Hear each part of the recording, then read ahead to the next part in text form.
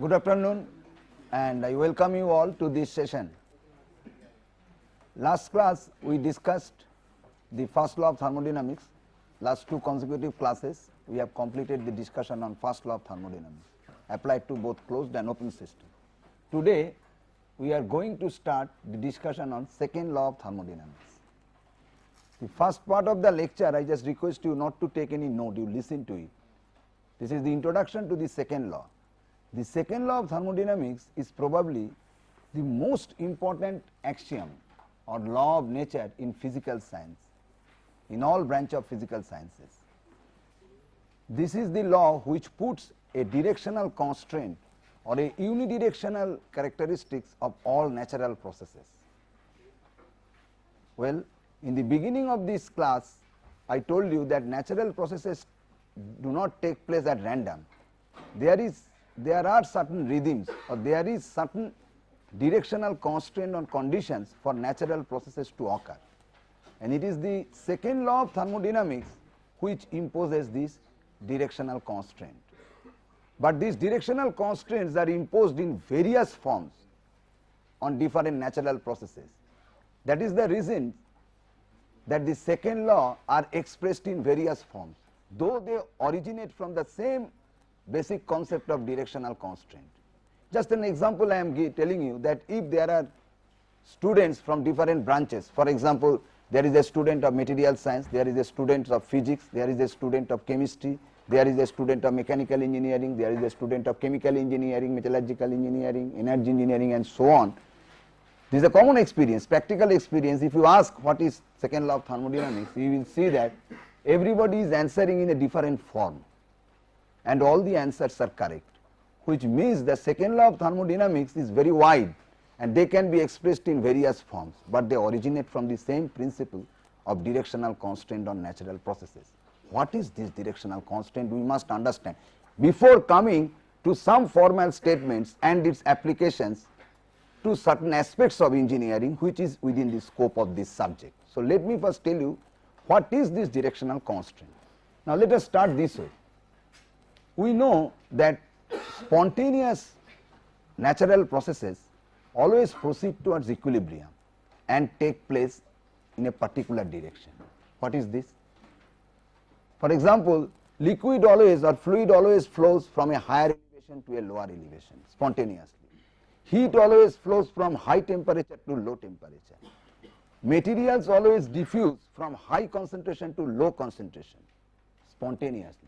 Reverse of this never happen. If they have to happen, it has to happen with the aid of external energy or some external source. Without any source of external agency or without aided by any external source, these spontaneous processes take place in this direction only. Now come to another category of processes in nature aided by external agency. They also take place in one direction. Just for an example, a moving wheel can be brought to rest by the application of frictional brake, and by doing so the wheel and the brake gets hot. You can explain this from physical principle that kinetic energy is converted into intermolecular energy. But the reverse of this, that means to set this wheel in motion by cooling the wheel and the brake, is never possible by any external agent. Similar is the case that when you pass electric current through an electrical conductor or electrical wire, conducting wire, you see that wire becomes hot if it is insulated, its temperature is raised. But attainment of electrical work by cooling this conductive resistance can never be done.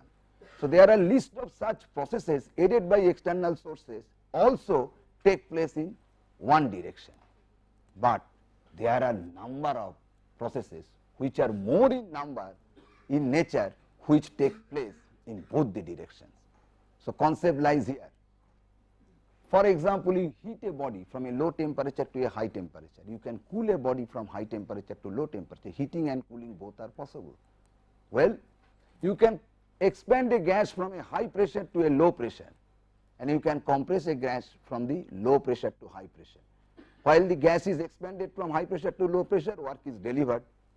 While you compress the gas from low pressure to high pressure, work is given to the gas. Similarly, we will see afterwards a heat engine can deliver work by interacting with two temperature levels, that it can take heat from a high temperature source, it can give heat to a low temperature sink. Similarly, a heat pump can be made to operate, which will take heat from a low temperature sink and will pump heat to a high temperature source. So, large classes of problems or processes in nature take place in both the directions, but here what is the directional constraint? That means these processes have a directional constraint. Like this, these processes are such that if they are executed in both the directions, then though the system comes back to the initial condition, the surrounding does not come back to an initial condition. Surrounding suffers a permanent change in a particular direction. This gives clue to the irreversible process that I will tell you afterwards. So, therefore, we see that depending upon the class of problems, the directional constraint or unidirectional characteristics are imposed in various forms. That is why the thermodynamics second law have been evolved in various forms, which ultimately poses some directional constraint on the process, whatever may be the process. Some process may not be possible in reverse direction, some process may be possible in both forward and reverse direction, but put a constraint on the surroundings, that though this system comes back to initial state, surrounding fails to attain the initial state. So, this way the directional constraints are imposed in various forms, and the thermodynamics second laws are expressed in various forms. But in this class, we will be interested in understanding this second law of thermodynamics or directional constraints mainly from the engineering point of view in relation to energy conversion, and specifically in relation to conversion between heat and work, interchangeability between heat and work. These two types of energy in transit, that heat and work, interchangeability between heat and work. So, how we will start this? Now, let us see, before giving you any formal statement of second law in relation to interchangeability, heat and work, let us see that few definitions are required. Now, what is heat engine? Let us consider a heat engine. What is a heat engine? So, some definitions are important to know. Heat engine is a device. Heat engine is a device where a system operates in a cyclic process, so that it develops work when some heat is given to it. Do you see? You can see when some heat is being given to it. Let this heat is Q1. Now, heat engine is a device which operates on a thermodynamic cyclic process, whose output is the mechanical work and there is an input of heat. And to add heat, we have to have a system at some higher temperature. Let this temperature is T1. In this connection, we define the word thermal reservoir. What is the definition of thermal reservoir? Thermal reservoir is a system of infinite capacity such that when heat transfer takes place, either heat is taken from that reservoir or heat is given to the reservoir, its temperature remains invariant. That means it is a constant temperature, infinite capacity, heat capacity system, that is known as thermal reservoir. When the thermal reservoir is at a high temperature from where heat is being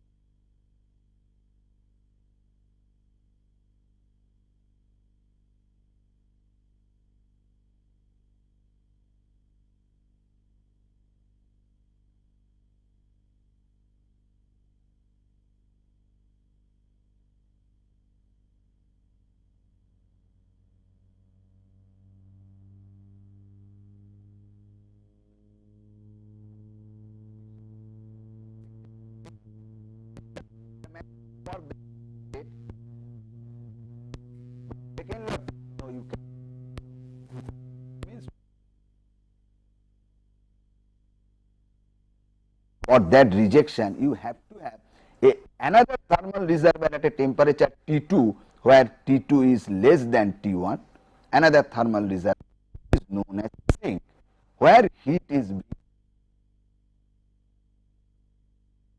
temperature remains constant. To conceive a source T,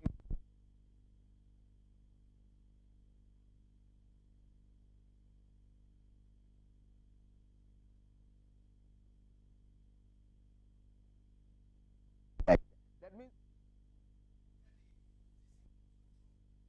this is also true, but second law tells no, this is not true. So only this is the only solution. That means second law tells that you have only this as the solution. That means Q2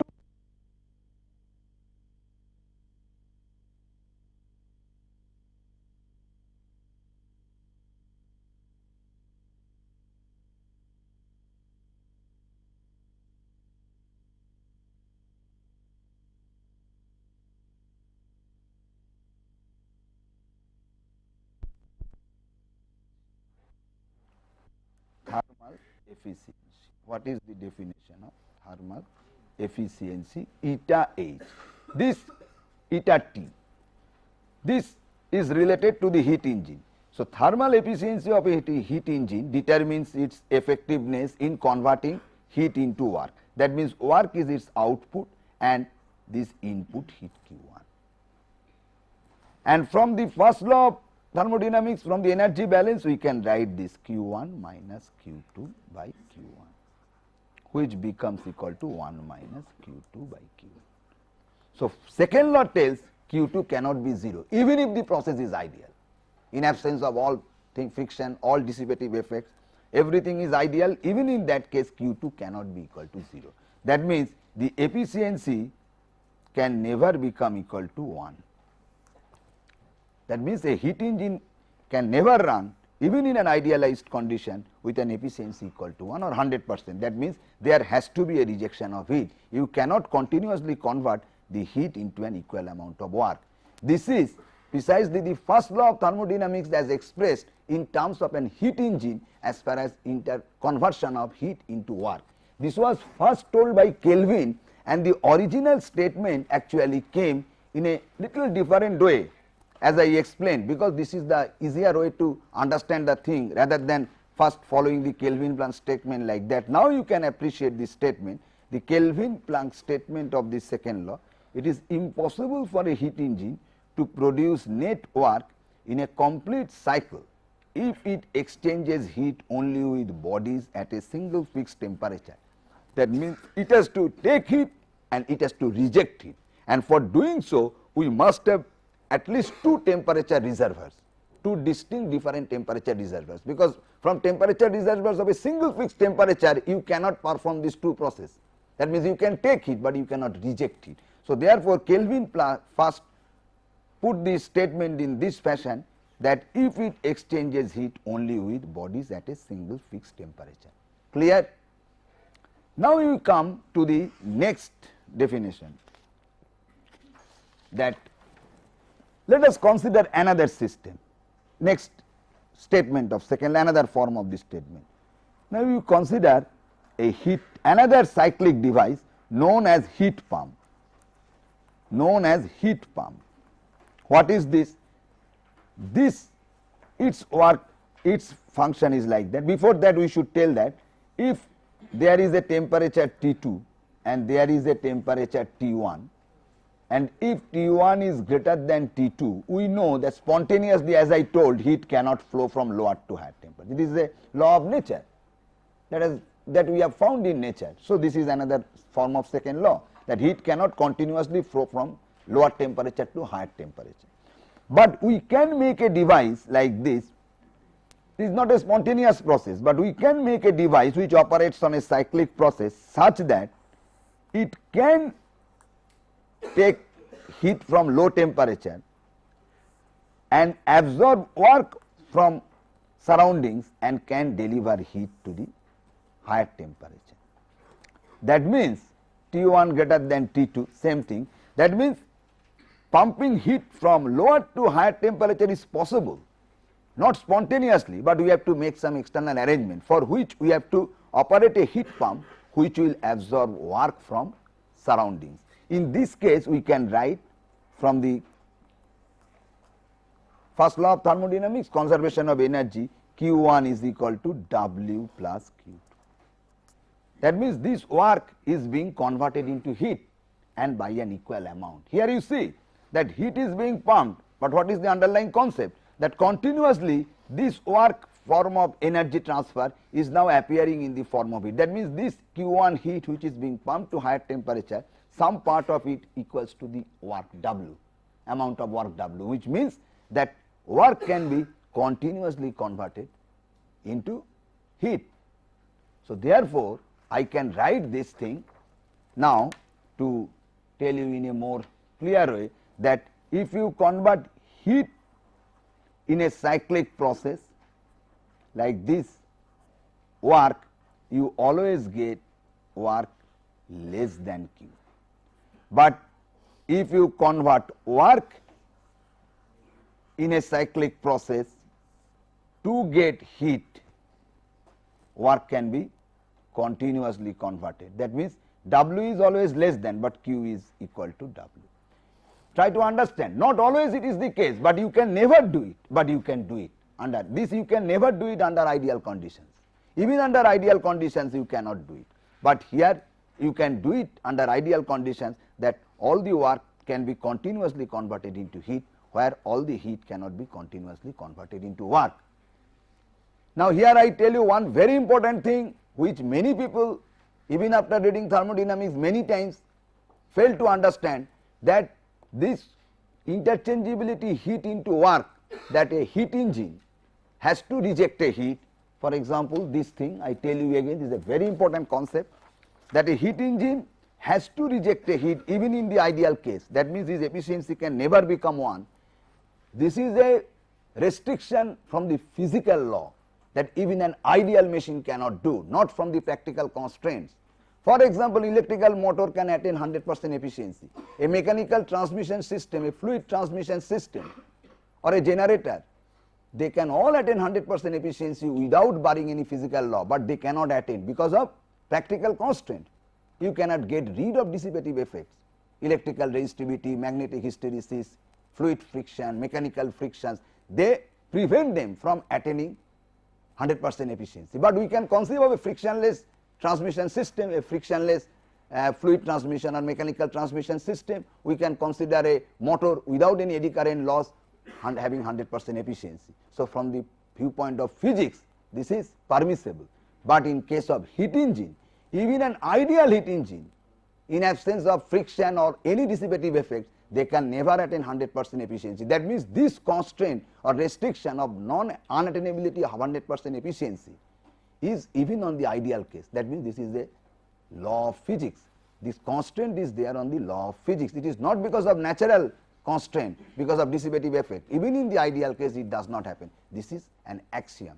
This is the second law as far as the interchangeability heat and work is concerned. Again you see that continuous convertibility, heat into work, work is always less than it. Some heat has to be always rejected in converting it into work. But if you want to convert work into heat, we do not have to reject work. All work can equally be converted into heat. And this is the base by which we define heat as a low grade energy and work as a high grade energy, that I will come afterward. Before that, we go through another statement of second law, which is the Clausius statement. This statement tells that it is impossible to construct a device which operating in a cycle will produce no effect other than the transfer of heat from a cooler or to a hotter body. That means spontaneously heat cannot be transferred from a cooler body to hotter body without producing any other effect. That means it can be done by a heat pump if it takes work from the surrounding. That means there is an effect in the surrounding, that surrounding losing some work, surrounding has to give that work. This is another step. It is not very important to memorize this statement, just to know how this statement was first described by the scientist Clausius, by the scientist Kelvin and Planck. But their implicability, but how they are used, that is more important. Now after this I come to the definition of reversible process. Well, is a very important. What is a reversible process? Now we know by information that all natural, we have told so many times that all natural processes are irreversible processes. Then what is a reversible process? Reversible process is that, so all processes are irreversible process, that is a directional law. That is also a second law. I told that all natural processes have a unidirectional characteristics, have a directional constant. What is that constant? That all processes are irreversible. So very apparently it seems that irreversible process means the process cannot be reversed back. And it is true for some processes which cannot be reversed back. I told you that conversion of mechanical energy into intermolecular energy, I told it cannot be reversed back. Heating up an electrical wire by applying electrical work transfer cannot be reversed back. That means I cannot cool the wire and get the electrical work back. So these are very easily understood, but large classes of practical problem can be made to occur in both the directions. Then where is the definition of reversible process? A process is reversible. It's not that the process cannot be reversed back, but the definition is that if a process has to be reversible, that after the conclusion of the process, if by any means the system can be made to the original state without affecting the surrounding, then the process is reversible. That means if after the conclusion of the process by any means we can restore both the system and the surrounding at the initial conditions, then the process is reversible, which we cannot do for any natural processes. This is expressed in various ways. You can tell the language may be different, that after the conclusion of the process, if the system and surrounding is made to come back to the initial stage without any change in the rest of the universe, the process is known as reversible. Otherwise it is irreversible. Now let us understand how it happens in some natural processes as I have described, which can be caused to occur in both the directions. Consider heating of a body and cooling of a body. Very simple example. People always tell, sir, why it is not reversible process? I can heat a body from some temperature to a higher temperature, I can cool it. Yes, I will start with that. Let us consider a system which is at a temperature TA. Now let us heat it to a temperature TB. The same system, heat it to a temperature TB. Now TB is greater than TA. What we should do? Tell me. We should keep a hot body with a diathermic wall which will transfer heat Q, whose temperature Tc which will be greater than equal to TB. Otherwise it cannot be heated up to TB. So if you make equal to TB, then ultimately it will be a very slow process at the end, and slowly asymptotically it will reach the temperature TB. But in practice what happens, this Tc is much higher even than TB. So within a small time it is heated from TA to TB. Alright. Now if you cool it back again from TB to TA, it is permissible. We can do it. So what we have to do in that case? We will have to extract the heat, and where the heat will be rejected, that means we will have to consider another body from the surrounding with a diathermic wall so that heat can transfer, whose temperature Td has to be less than equal to TA. Clear? Now you see the system comes back to its initial state, but surrounding suffers a permanent change. Surrounding does not accept it. Why? Because you have taken Q from a high temperature body of the surrounding and you have given back the same Q to a low temperature body of the surrounding. That means if you want to make the surrounding to come back to the initial state, that means you will have to return this to this. For an example, let this is 20 degrees Celsius, just a numeric, it is 80 degrees Celsius. That means this temperature will be 80 degrees Celsius or more than that, and this temperature will be less than 20 degrees Celsius.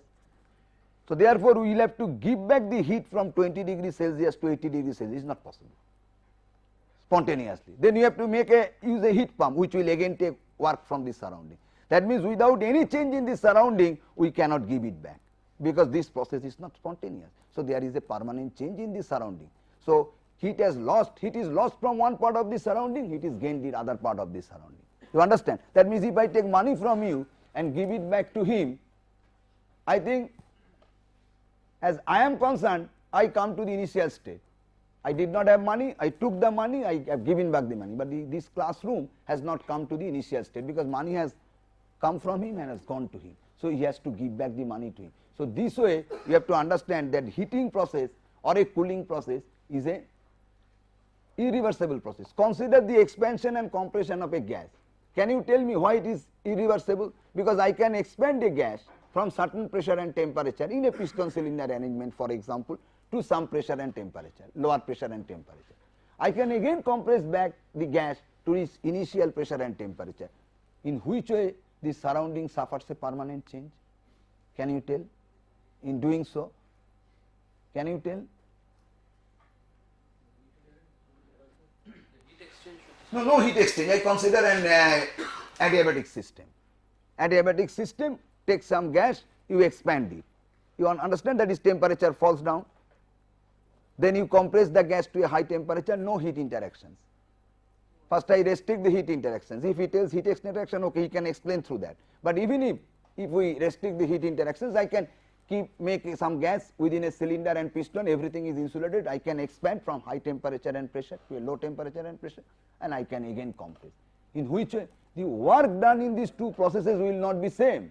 That means work obtained in one process will not be the same. If you measure the work, if you calculate theoretically through an ideal system or reversible process, they will be same. PdV work. PdV work is not the actual work. So the actual work requirement in compression is not the same as actual work obtained in the expansion process. Because of what? Because of the hysteresis due to mechanical dissipative effect friction. So these are the examples by which you can see that all natural processes which can be reversed back occurs in such a way that the surroundings suffers a permanent change, that surroundings cannot come back to the initial stage before the process, before the occurrence of the process. So this is the basic definition of reversible and irreversible process. With this in mind, now I write that therefore what is the causes of irreversibility. All natural processes are irreversible processes. So causes of irreversibility. Causes of, now I come to causes of, with this understanding, causes of irreversibilities. Causes of irreversibilities. There are two causes. One is lack of thermodynamic equilibrium. Lack of thermodynamic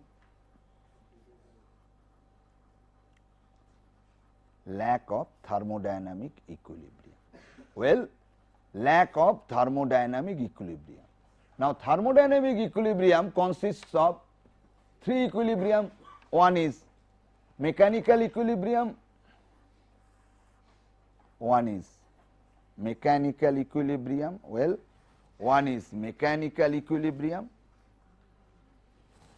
mechanical equilibrium, mechanical equilibrium, another one is thermal equilibrium, very good, thermal equilibrium, and another one is, this we have already discussed, thermal equilibrium, and another one is chemical equilibrium, very good, chemical equilibrium. That means lack of any of these equilibrium, thermal equilibrium associated with dP, thermal equilibrium associated with dt, mechanical, and this is associated with concentration or chemical potential. This of course beyond the scope of your subject, chemical potential d mu c. So that means whenever a process occurs, there is always a lack of equilibrium. If work transfer has to take place, there will be a lack of pressure, that means mechanical equilibrium, lack of pressure equilibrium. There is a lack of temperature equilibrium, that is thermal equilibrium. There has to be a temperature difference for heat transfer to take place.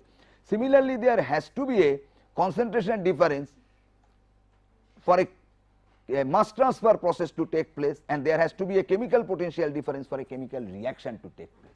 But when all these equilibrium, that means all these things, dP is 0, dt is 0, dc is 0, that means all the equilibriums are established and there is perfect thermodynamic equilibrium and no process will occur. But whenever there is a natural process, there is a lack of thermodynamic equilibrium, because lack of thermodynamic equilibrium initiates the natural process, and this is one of the prime causes of irreversibility. Another causes of irreversibilities are dissipative effects. Dissipative effects. You know what are dissipative effects. There are different kinds of dissipative effects. Dissipative effects are always associated with all natural processes. What are those dissipative effects? Please tell me one or few. Friction, very good. Mechanical friction, very good. Mechanical friction. Please tell few other. Fluid viscosity, very good. Tell please. Fluid viscosity, I am happy. Please tell. Magnetic hysteresis, very good. Magnetic hysteresis.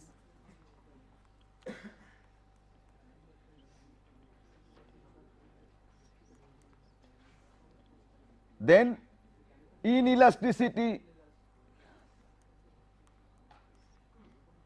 electrical resistance, so on. So there are large number of dissipative effects associated with natural processes. They are also causes of irreversibility, which means that if there is no lack of thermodynamic equilibrium and there is no dissipative effects, the process will be reversible.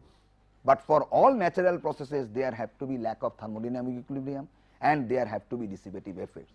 So therefore we can conclude that all natural processes are irreversible. This is because the basic requirements of the natural processes are the causes of irreversibility. Other way, the causes of irreversibilities lie in the basic requirement of a natural process. So therefore a perfect reversible process means there is no process. So we can only think of a limiting reversible process, then a reversible process in limit. So reversible process in limit, you can think this way, that process perfectly reversible or ideally reversible, perfectly reversible, reversible and reversible in the limit, reversible in the limit, what it will be? If it is a work transfer process, mechanical work transfer, I am sorry, mechanical work transfer, mechanical work transfer process, for a perfectly reversible dP is 0, there is no pressure gradient. Sorry, I will not write like that, I will write delta P is 0. In a reversible unit, so dP very small tending to 0 or delta P tending to 0, delta P tending to 0. Similarly for heat transfer process, delta T has to be 0, that is no process. Perfectly reversible means no process, because without a temperature difference heat cannot be transferred. But in the limiting case, when delta T tends to 0, that is a reversible process in the limit, reversible heat transfer process. Mass transfer process, mass transfer process, mass transfer process. You see that delta C is 0, there should not be any concentration gradient, but ironically without concentration gradient mass transfer is not possible. So therefore we think of a limiting reversible mass transfer process when the mass transfer takes place in infinite small concentration gradient. This means that infinite small gradients are there, that means dP, dt, that means work transfer is taking place with an infinite small difference of pressure dP. Heat transfer is taking place with an infinite small difference in temperature dt. Similarly, mass transfer is taking place with an infinite small concentration difference dC. All right. Similarly, chemical reaction. Similarly, chemical reaction delta mu Ci. This of course you don't know. So delta mu C, that is chemical potential which causes the reaction to take place. That means there will be an infinite small chemical potential. So therefore, for a reversible process this has to be 0 and in the limit this has to be, but for all of this one thing is obviously valid, no dissipative effect. That means on the top of it there should not be any dissipative effect, plus all these equilibrium should be established, that means no process. But in practice if you set this infinite small, usually this in turn related dissipative effects also will be 0. dissipative effect will be less, because if there is an work transfer with a small pressure difference, the process will be so slow that mechanical dissipative effects, the mechanical hysteresis will be less.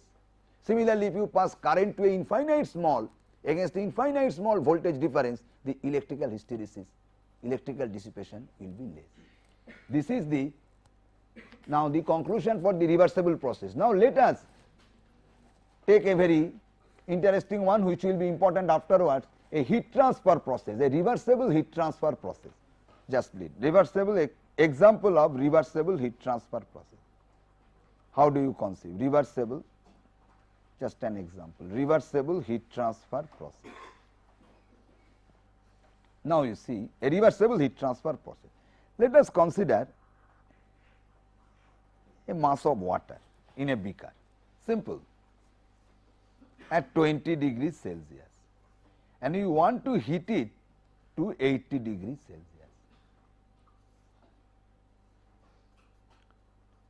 Just I give an example with numerical figure. I heat it by placing it with 100 degrees Celsius body. Let us take an arbitrary temperature 100 degree which is higher than this, so that in some finite time I get this result. Then what is happening? This is a reversible or irreversible heat transfer. This is an irreversible, because there is always the temperature gradient. If I take it at 80 degree, for example, okay, let us take, then if I draw the temperature versus time, tau is the time here. Now this is the source temperature remaining constant 100 degree. Let us consider this body is of infinite capacity whose temperature does not change. That means it is going like this. So initially 20 degrees Celsius, it is 80 degree. It is delta T. That means the degree of irreversibility ultimately is reduced at the end of this is the delta T. This causes the irreversibility. So degree of irreversibility is reduced at the end of the heating process. Okay, so this is a purely reversible heat transfer. As you want to make this process faster and faster, you have to make a more and more temperature gradient, so that process becomes more and more irreversible.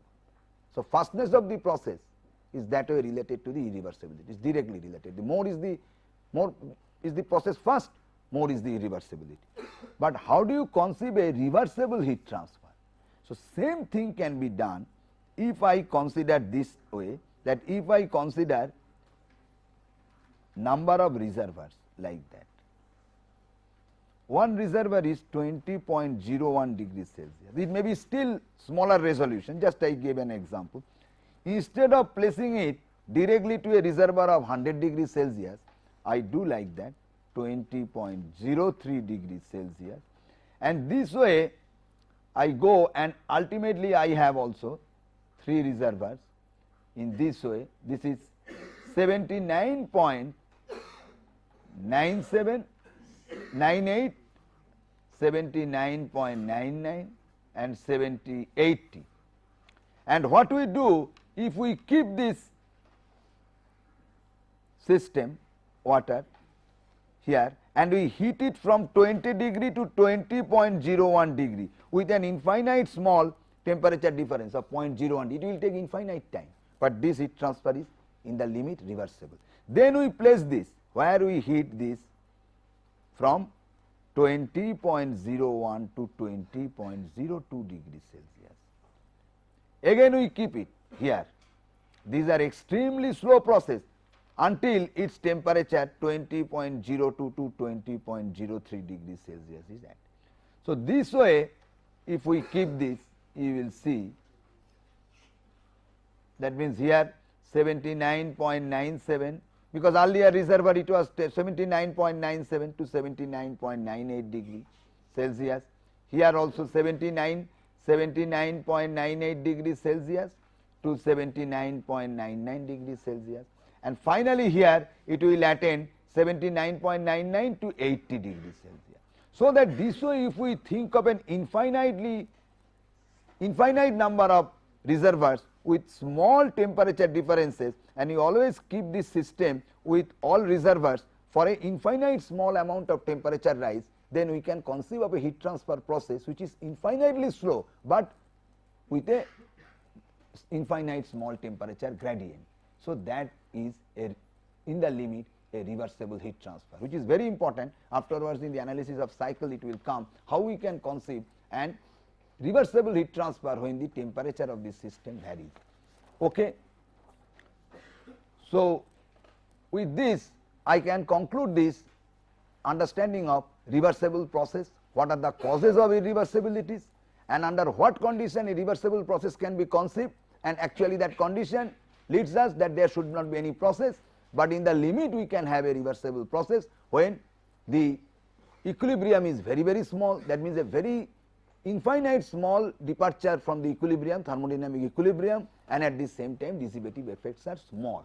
Okay. Now, after this I will come to a very important statement of Carnot's. Before that, which is very important, I will tell what is a reversible heat engine.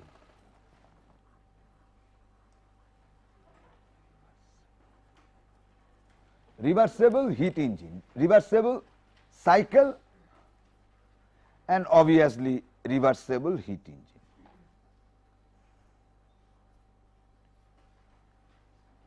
Obviously, by common sense one can define reversible cycle. Cycle means series of processes, so that initial state and final states are same. A reversible cycle is a cycle where all the processes are reversible. That means if any one of the processes becomes irreversible, the cycle is irreversible. And a heat engine or a heat pump, both operating on a reversible cycle, are called reversible heat engine or reversible heat pump. As simple as that. With this in mind, we will go to a very important theorem or corollary of the second law. This is probably the most important corollary of the second law. After that, the entropy will come, that is known as Carnot's theorem. He is the man who is the inventor of the second law, Carnot's theorem. No heat engine can be more efficient. Very careful, it is very important. No heat engine can be more efficient than a reversible engine operating between the same temperature limits. It may appear very simple, common sense, but it is not so. It has to be proved logically. He was the first man who proved it logically. Between the same temperature limits. What do you mean by temperature limits? The temperature of heat addition and temperature of heat rejection. That means, if you make the temperature of heat addition and temperature of heat rejection same, then if you operate a reversible engine and irreversible engine, reversible engine will always be having the higher efficiency than a irreversible or a natural engine. All natural engines are irreversible engines because all natural processes are irreversible processes. And at the same time, the second part of it, and all reversible heat engines operating between the same temperature limits have the same efficiency. All reversible engines operating between the same temperature limits have the same efficiency. What does it mean? Try to understand. That means, if the two temperatures are fixed and you operate different engines, but all reversible, their design is different, their fluid is different, that is system is different, working fluid or working system, but all are reversible heat engines, then they yield a unique efficiency. They yield a unique efficiency when the two temperature levels are fixed.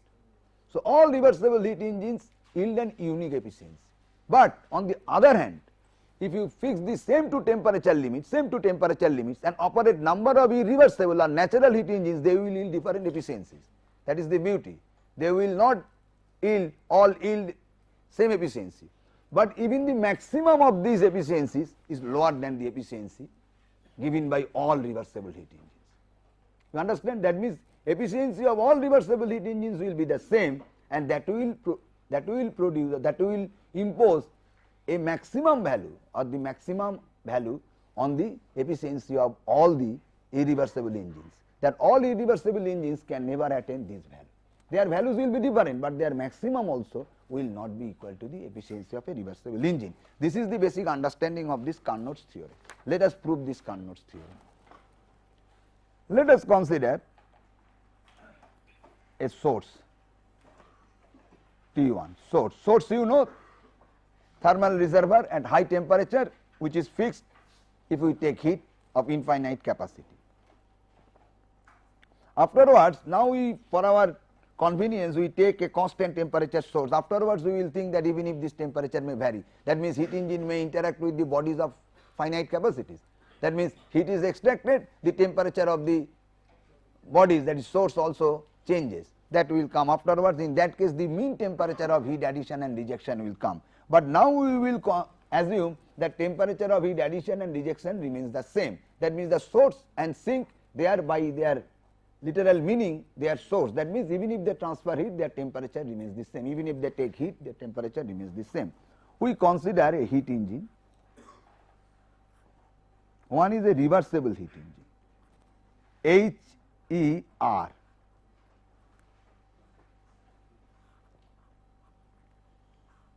Well, this is the sink. Another one we consider an irreversible heat engine. I just designate as HE. And for this analysis, what we do, we just set the heat addition by the reversible engines and heat addition or heat taken by the irreversible engine are same. That means we put first this.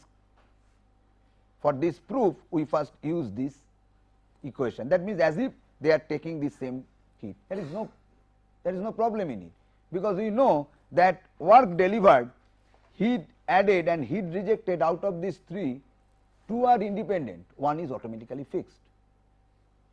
You understand? So out of these two I can set one Q1 for both the cases, heat addition to be same. In that case what will happen?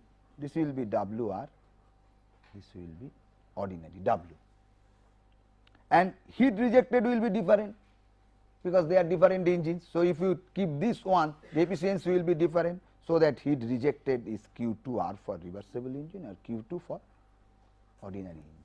Now what we have to prove? We have to prove the efficiency, that is thermal efficiency of this is greater than what? This. This we have to prove. Now what is the definition of eta R? Please, that is W by Q1R. What is the definition for eta here? The same definition. What is the expression? I am sorry, what is the expression? W by Q. Well, so we have to prove that WR is greater than W. Okay. First we assume the reverse, that eta is greater than eta R.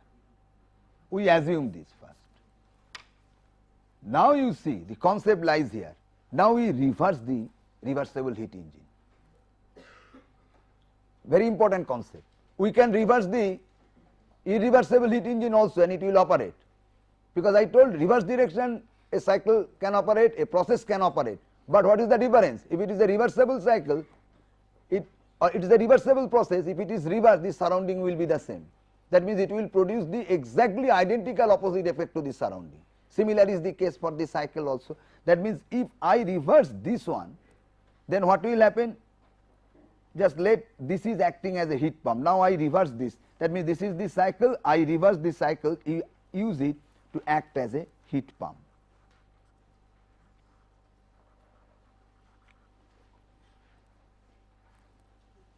So what it will do? It will then in that case take the same heat Q2R and we will give the same heat Q1R, and it will demand the same WR. Why? Because it is a reversible cycle, reversible heat engine, so that surrounding coming to the same condition. That means the identically opposite effect it will give to the surrounding. As I told, if the expansion and compression, any of the processes could have been reversible, so in that case what will happen? Work given and work taken will be the same. Similar is the case. That means if we made this reversible heat engine to operate in a reverse direction as a heat pump, so it will take WR, it will take Q2R and it will deliver Q1R. Understand? That means we can tell this way, that for the same WR input and same Q2R taken from here, it will deliver the same Q1R. Alright. Now with this Q1R I can give to heat, because this heat engine wants Q1 which is equal to Q1R. So this source is redundant, is not required. That means this system here will act as a source. That means I can link this, because this Q1R which is elevated, that will be elevated, that will be given to this heat engine.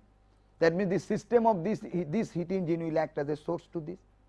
where the heat high temperature reservoir heat will be given, and since I have assumed this eta greater than eta r means W greater than WR, that means I am getting an work which is more than this requirement, that means I can link this, and I get still an additional amount of work W minus WR. Well, again I am telling, if I reverse it back, then it will take WR amount of work to take Q2R from this sink and to deliver Q1R to this T1 temperature, T2 to T1. It requires the Q1 is equal to Q1R. That means I can link this to this so that this heat is given to this heat engine. Clear? When W is more than WR, a part of W can be given to this to drive this heat pump. Till then we are getting some work W minus WR. That means the equivalent system is a system which delivers continuous work by operating with a single fixed temperature, which is a violation of Kelvin-Planck statement. So it is not correct. That means this assumption is wrong. What is the last part? Because W is more than WR, because we have assumed eta is greater than eta r, which means W is greater than WR. That means some part of the W can be used to drive this. Try to understand logically. That means still W minus WR amount of work is available. That means the equivalent system is a system which develops work W minus WR by exchanging heat with only bodies at single fixed temperature. Clear? Clear? That means the eta cannot be greater than eta r. So what are the options? Eta r is greater than eta or eta r equal to eta. Now eta r cannot be equal to eta. If eta r equal to eta, that means what happens? These two engines are identical. That means this will be also a reversible engine. We start with the proposition that this is not same as that. This has to be different. There is the logic. So that mathematically only this solution is left, eta r is greater than eta. Therefore, the efficiency of a reversible engine is more than that of a irreversible engine. Any difficulty in understanding, please tell me. So final logic is that eta r is greater than eta. That means the efficiency of a reversible engine is more than that of an irreversible engine if they are working under the same temperature limits. Because these are the two same engine. If eta r equal to eta, that means Q1R, Q2R, Q1, Q2, and they give the same work. So interchangeability of heat and work are the same, then they are the identical machines. So we can assume one is reversible, one is non-reversible. The reversible engines and irreversible engines are different. You understand that if an engine gives the same work with the same addition of heat and accordingly the same rejection of heat, that means that the two engines are identical. That means one is a reversible, other one also has to be a reversible. You understand? This is the logic that you cannot, these two cannot be equal. That means this has to be different. Otherwise they are same. When you will prove the next class the same logic I will give, that the two reversible engines have the same efficiency. That if you reverse the one, this cannot be greater than this. You reverse the another one, this cannot be greater than that. It's clear? You think about it also. So it cannot be equal. It's a good question, I understand. If they two equal, there is no proof. That means we start with the identical engines which take same heat, develop the same work. Their efficiencies are same. You understand? That means this is basic assumption is that a irreversible engine and reversible engines are different engines, means that their thermal efficiencies are different. So only two possibilities are there, either greater than or less than. If they are equal, that means they are same. That means they are either irreversible engines or reversible engines. Okay? In case of two irreversible engines, they are identical engines giving the same efficiency. All right? Thank you.